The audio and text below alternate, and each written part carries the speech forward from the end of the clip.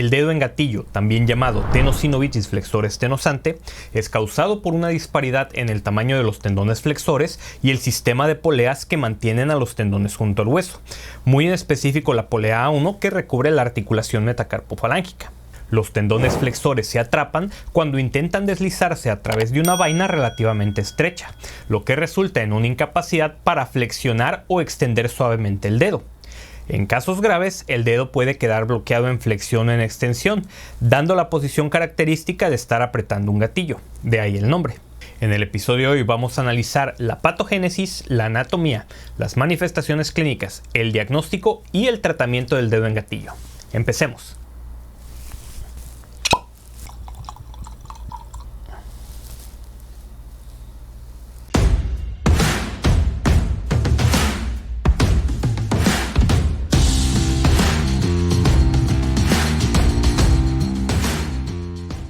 El dedo en gatillo es una de las causas más comunes de dolor en la mano en adultos. La prevalencia informada es aproximadamente del 2% en la población general y es más común entre las mujeres en la quinta o sexta décadas de la vida. Puede ocurrir en uno o más dedos de cada mano y puede ser bilateral.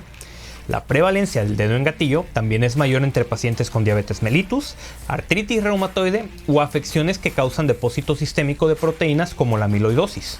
Ocasionalmente se observa dedo en gatillo en niños. En el grupo de edad pediátrica existe una probabilidad mucho mayor de una variación anatómica o una condición hereditaria. La mayoría de los dedos en gatillo son idiopáticos. Los síntomas suelen comenzar de forma espontánea, sin antecedentes de traumatismo o cambios en el nivel de actividad. Hay algunos informes de observación que sugieren una asociación con actividades ocupacionales o repetitivas, pero esto es controvertido. El principal cambio histopatológico es la metaplasia fibrocartilaginosa de la capa ligamentosa de la vaina del tendón en la primera polea anular o polea A1, con una reducción secundaria en el área de la sección transversal del canal fibroóseo. El deterioro funcional en la flexión y extensión de los dedos es principalmente el resultado de un pinzamiento mecánico que conduce al atrapamiento del tendón. Recordemos que la flexión de los dedos está controlada por los músculos flexor superficial de los dedos y flexor profundo de los dedos. Los dos tendones de estos músculos corren en pares a lo largo de la palma. El tendón del flexor superficial de los dedos se inserta en la diáfisis volar de la falange media de los cuatro dedos. Esto permite la flexión de la articulación interfalángica proximal.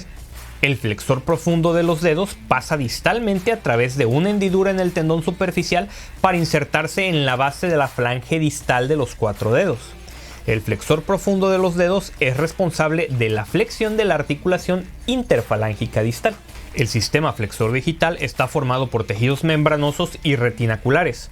Los tejidos membranosos incluyen los tendones, mientras que la porción retinacular de la vaina consta de tejidos cruciformes, anulares y transversales que se superponen a los tejidos membranosos.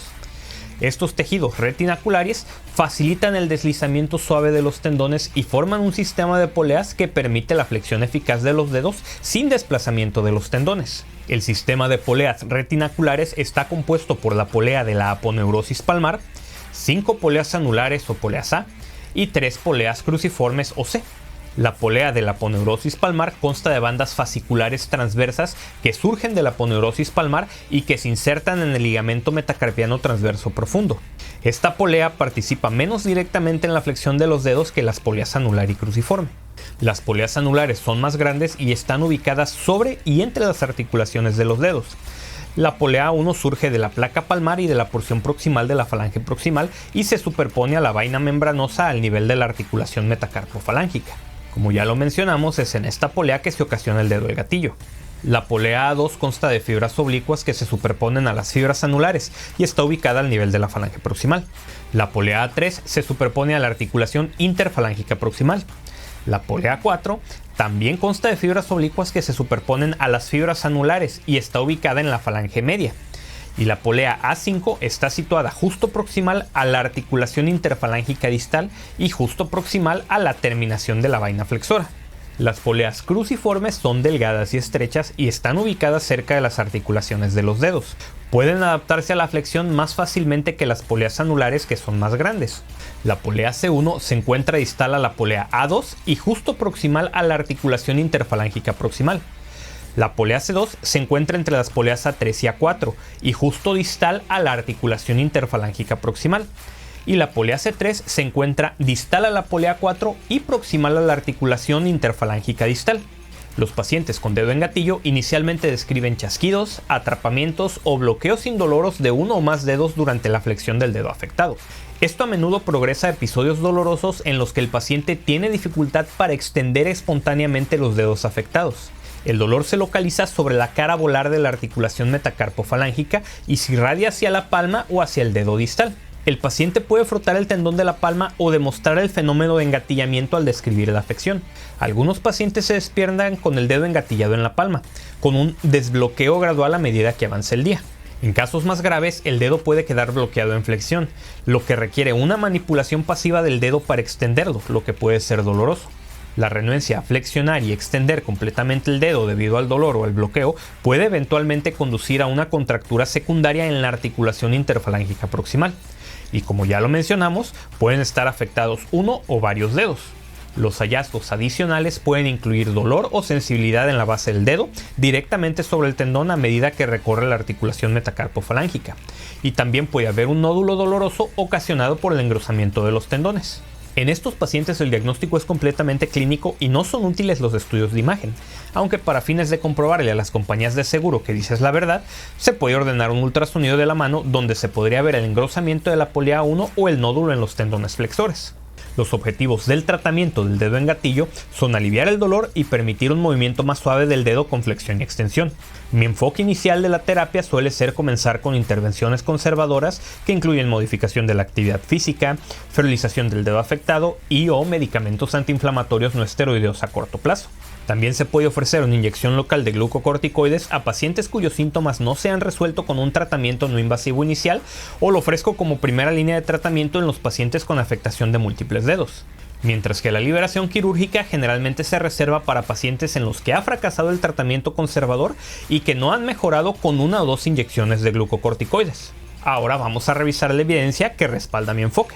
En lo que se refiere a la modificación de la actividad o ferilización, los pacientes pueden continuar con su actividad normal, pero evitar movimientos potencialmente agravantes como pellizcar o agarrar los dedos. Varios pequeños estudios observacionales también han demostrado que la inmovilización de la articulación metacarpofalángica, ya sea con una férula metálica para el dedo o con una férula termoplástica hecha a la medida, también pueden ayudar a aliviar el dolor y reducir el engatillamiento.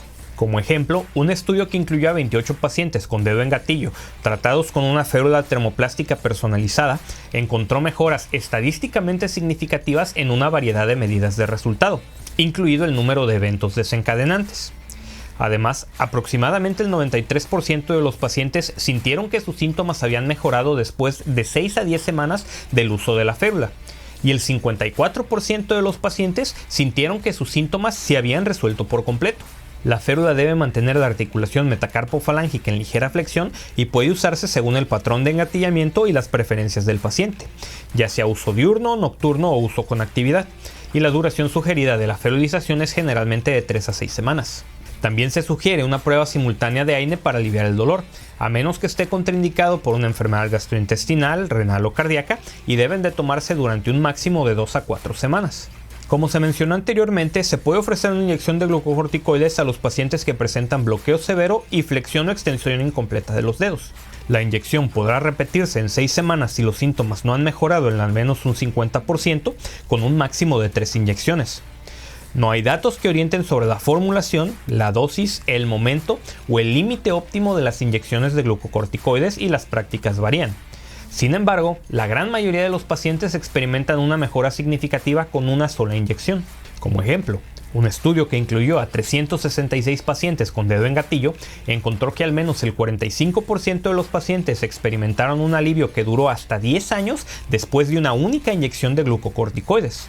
Además, una revisión sistemática que incluyó 2 ensayos aleatorizados de mala calidad metodológica encontró que la inyección de glucocorticoides fue más eficaz para el alivio de los síntomas que la inyección de lidocaína sola después de 4 semanas. Otro ensayo asignó al azar a 50 pacientes con dedo en gatillo para recibir una inyección local de glucocorticoides o placebo, y encontró que los pacientes que recibieron una inyección de glucocorticoides tuvieron una mejoría significativamente mayor en el dolor y una reducción en el engatillamiento.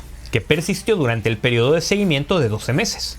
Los efectos adversos de las inyecciones de glucocorticoides para el dedo en gatillo son raros, pero incluyen atrofia de la grasa subcutánea e hipopigmentación.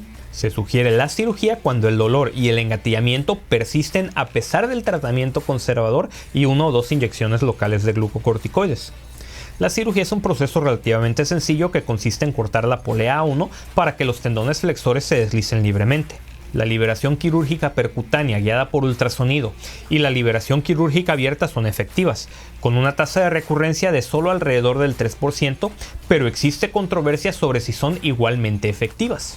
Como ejemplo, un gran metaanálisis que incluyó 7 ensayos aleatorios comparó la liberación percutánea, la cirugía abierta o las inyecciones de glucocorticoides en pacientes con dedo en gatillo, y no encontró diferencias en la tasa de fracaso y la frecuencia de complicaciones entre los dos enfoques quirúrgicos diferentes. Además, los pacientes tratados con liberaciones percutáneas tenían menos probabilidades de fallar el tratamiento en comparación con los pacientes tratados con inyecciones de glucocorticoides. Las complicaciones de la cirugía incluyen infección, lesión del nervio digital, deformidad en cuerda de arco de los tendones flexores por una liberación inadvertida de la polea 2 y cicatrización del tendón. Después de la operación, los pacientes pueden reanudar muchas actividades de la vida diaria, como vestirse, comer y realizar trabajos sedentarios en unos pocos días. La mayoría de los pacientes tardan 1 o 2 semanas en retomar actividades más exigentes, pero en ocasiones pueden tardar más.